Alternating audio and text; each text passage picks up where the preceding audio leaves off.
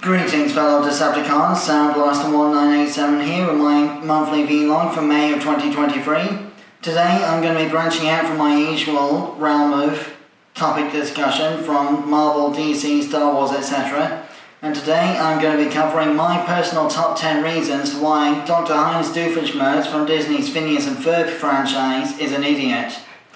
For those who don't know, Dr. Heinz Doofenshmirtz is an evil scientist from Disney's Phineas and Ferb animated series, voiced by show co-creator Dan Povenmire. He is supposed to be from a fictional country called Jerusalem, which is supposed to be somewhat near Germany and Sweden and all the other sort of Middle European countries along the divide between Eastern and Western Europe. As a result, most people in Jerusalem speak with either German accent or just outright speak the German language on screen with English subtitles underneath them. But, in addition to being from that country, Doofenshmirtz is best known for being an absolute imbecile half the time and being the nemesis of Perry the Platypus. So, today I'm going to outline the top 10 indicators for Doof's stupidity and his work and such like, starting with number 10, the fact that he can't identify Perry from an ordinary platypus. Most of the series, Perry the Platypus is the only platypus in the entire series, and yet somehow whenever he enters Doofenshmirtz's laboratory in some kind of disguise, or as his quadrupedal pet form, Doofenshmirtz never seems to recognize Perry until he puts his fedora on and stands on his hind legs. I mean, seriously, Doofenshmirtz, how many other teal platypuses do you know in that city in the first place? Even the one time he swapped brains with Candace, for some reason or another, Doofenshmirtz didn't know there was Perry until Candace's body put on Perry's fedora. Oh dear, honestly. Then, number 9, his habit of displaying exposition whenever Perry is caught in a trap. This is a typical running gag of all egotistical supervillains in cartoons and movies and such like. Basically, the hero arrives at the villain's lair, gets caught in a trap, and the villain starts laughing maniacally at the hero for being caught in a trap, while also spreading exposition about their backstory and why they're committing the crime they're doing and such like, or in some cases how their evil machine of the day works. This happens pretty much every episode with Doofenshmirtz showing off his innators, how he built them, why he built them, and what they do. This is a really stupid thing to do because not only does the monologue distract Doofenshmirtz from Perry's escape from a trap, it also gives Perry the tactical advantage of learning the hidden inner workings of the innators and how to disable them. I'll touch more on the stupidity of the innators later, especially a certain aspect of every innator that Perry always exploits. Number 8, his flashback backstories always contradict each other.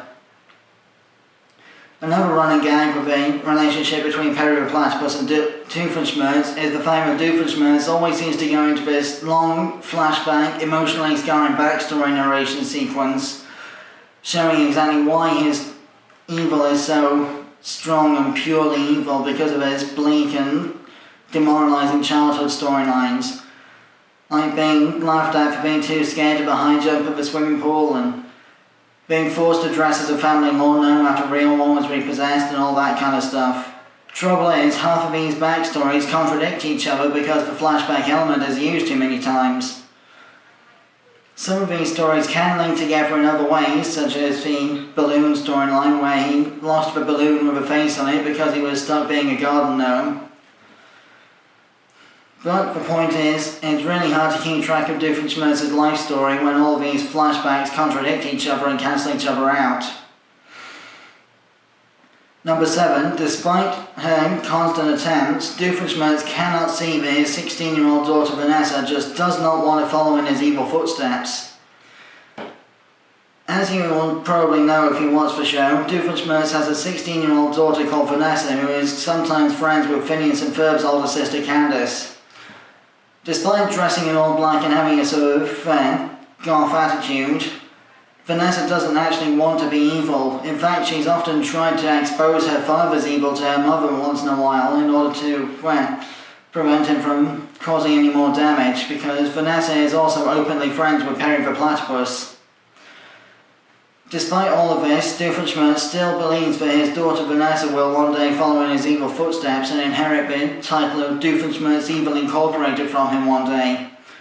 Although she has actually helped Doofenshmirtz escape arrest a couple of times by passing off her own hairdryer as a handgun to get away from Perry the Platypus arresting Doofenshmirtz once or twice, Vanessa is not a true criminal, she just cares about her father. Which somehow Doofenshmirtz can't see because he's so blinded by his own evil ambitions. Next on my list is the fact that Doofenshmirtz's innators not only have stupid names, but they also destroy all of Phineas and Ferb's inventions. I'll come back to the stupid names of innators later on in this list.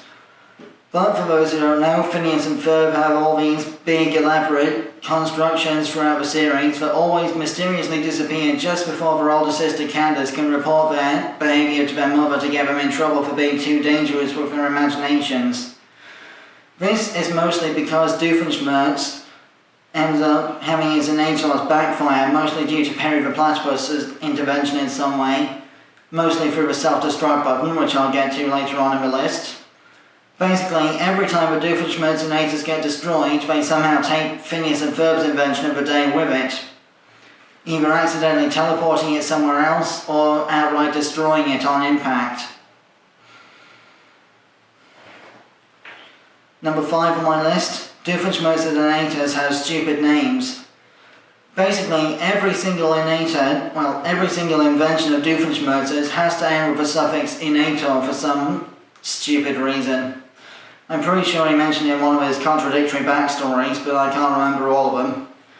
Basically, every single Doofenshmirtz invention has the suffix innator, which is a really stupid thing to say, because not only does it limit the creativity of what the device does, but it also limits the creativity of the naming of the device because it gets clunky after a while, especially when he starts trying to add acronyms to the naming as well, as he did in some episodes.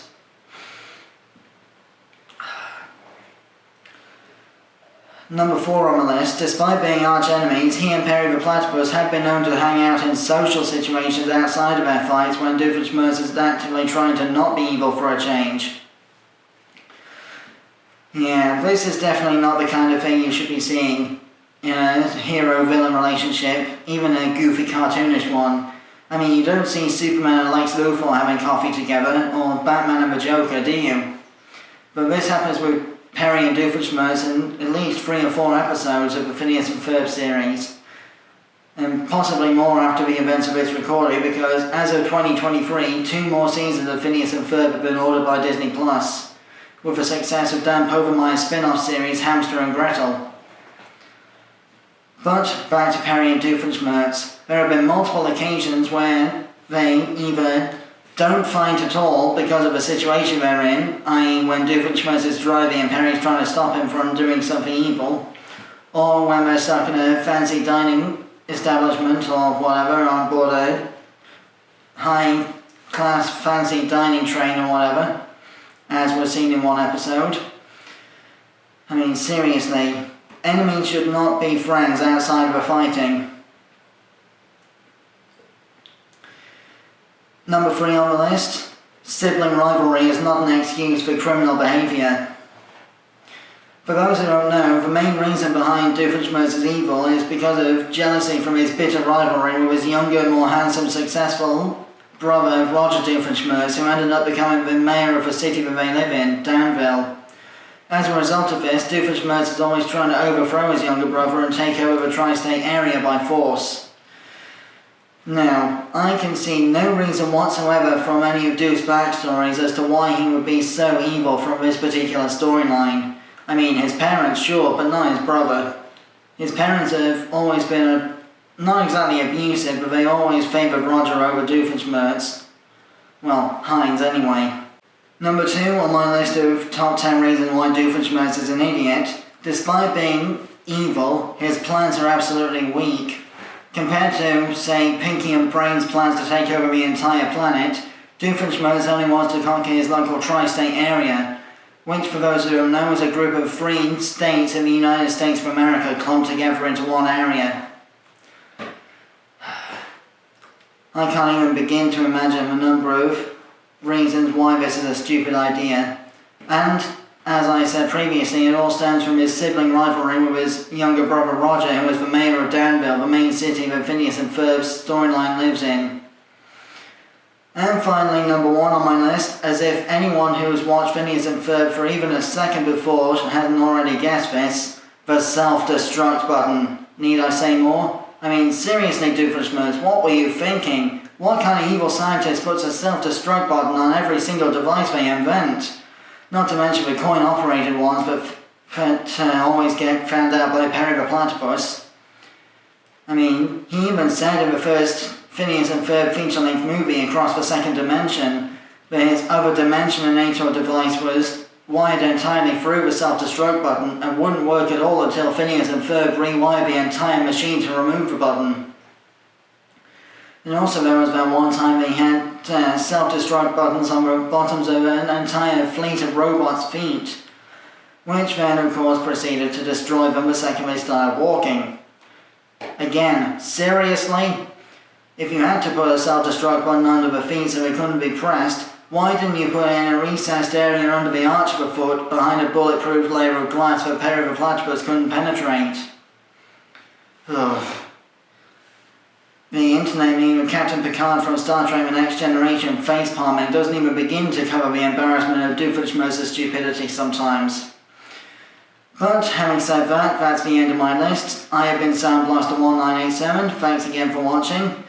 My next vlog in June will be another top 10 list, this time the top 10 Beast Wars toys from the Transformers Beast Wars line that I would like to see either remade in the Legacy line or reissued in the Beast Wars reissue series in the next couple of years.